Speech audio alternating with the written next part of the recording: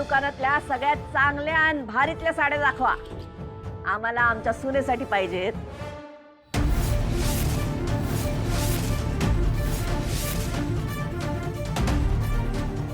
दादा, या दुकानातली सगळ्यात भारी साडी सगळ्यात आधी हिता आणा.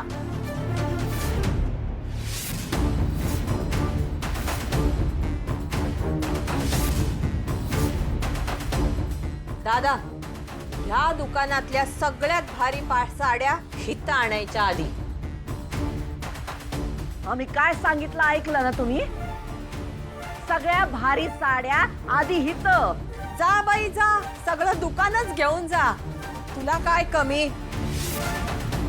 आई, शेखर तू गप्प बस.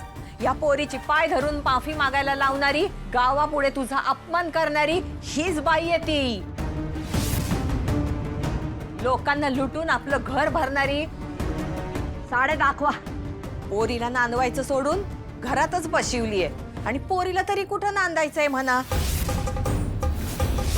सासरच्या लोकांना नावं ठेवायची, नवऱ्याला मुठीमध्ये ठेवायचं, हेच तिच्या डोक्यात. पोरगी कसली, सून कसली, कैदाशीन आहे कैदाशीन.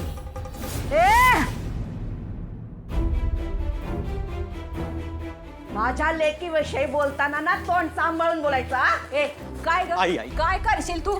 मारणारेस, चल मार मार. आई आई आई जरा सॉरी मातोश्री.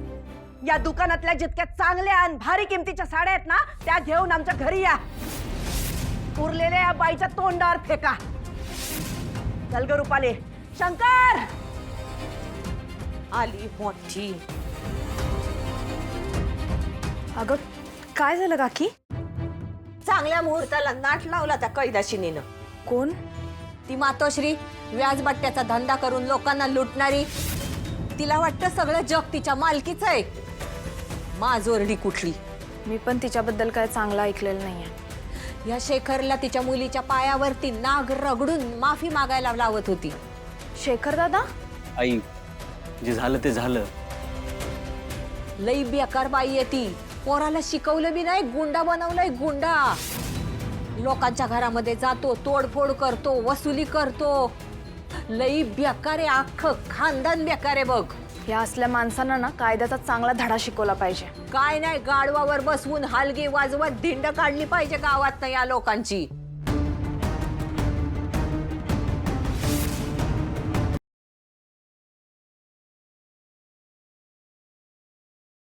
नात्यात जपतात एकी कृष्ण इचाले की